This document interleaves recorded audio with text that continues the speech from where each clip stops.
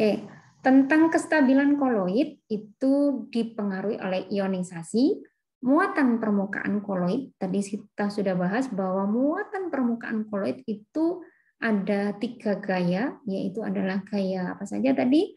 Sterik, ya. Terus kemudian ada gaya kolom, yaitu tarik-menarik. Kemudian ada, kalau gaya kolom justru tolak-menolak ya, karena dia justru tadi itu misalnya molekulnya adalah sejenis. Kemudian yang tarik-menarik yang jelas adalah gaya van der Waals. Ya. Gaya tarik-menarik van der Waals-nya ini lemah, masih lebih gede yang gaya kolom yang tolak-menolak, sehingga koloid tadi itu justru tolak-menolak. Kemudian ada pelarutan ion, ya, kemudian ada adsorpsi ion. Kita mau bahas berikutnya adalah tentang ionisasi, pelarutan ion, dan adsorpsi ion. Nah, pada ionisasi terjadi ionisasi, artinya di situ sebelumnya tidak bermuatan, ya, kemudian menjadi bermuatan atau menjadi berion. Misalnya di sini adalah protein mengalami ionisasi menghasilkan ion COO- dan NH3+, tergantung pada pH-nya. Jadi protein memang bisa, mungkin kalian pernah dengar amfoter ya.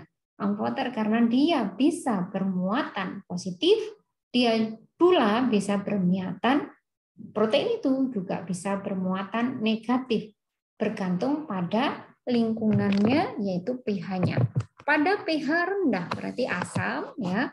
Pada pH rendah protein bermuatan positif. Kita tahu ya, kalau pH-nya rendah berarti pH-nya asam. pH-nya asam berarti H+-nya di situ lebih banyak. Nah, pH rendah protein bermuatan positif, dan pada pH tinggi basa ya, protein bermuatan negatif. Protein tidak bermuatan pada titik isoelektrik. Jadi kadang dia pun bisa tidak bermuatan pada titik isoelektriknya. Itu artinya pada partikel koloid itu ya, partikel koloidnya tadi itu memang terionisasi atau mengalami perubahan dari tidak menjadi ion. Ya, tadi kan protein tidak bermuatan pada titik isoelektrik, berarti dia tidak bermuatan, tetapi dia juga bisa menjadi bermuatan. Itulah yang kita sebut ionisasi, mengalami perubahan dari tidak berion menjadi berion, gitu ya. Kemudian dia adsorpsi ion. Jadi kalau tadi itu yang pertama dia yang mengalami perubahan sendiri. Ya. Partikelnya yang berubah muatannya. Nah, yang kemudian yang diadsorpsi ion ini adalah partikelnya mengadsorb ion. Nah, itu ya. Adsorpsi ion dapat melibatkan konsentrasi lebih permukaan positif atau negatif. Jadi permukaannya tadi mengadsorb ion. Permukaan koloid dalam medium air akan bermuatan negatif karena menyerap anion. Kation lebih terhidrat, misalnya adalah tetesan minyak hidrokarbon dan gelembung udara. Jadi karena partikel tadi itu mengadsorb ion, maka dia menjadi bermuatan. Itu ya. Kemudian ada pelarutan ion, artinya koloid tadi itu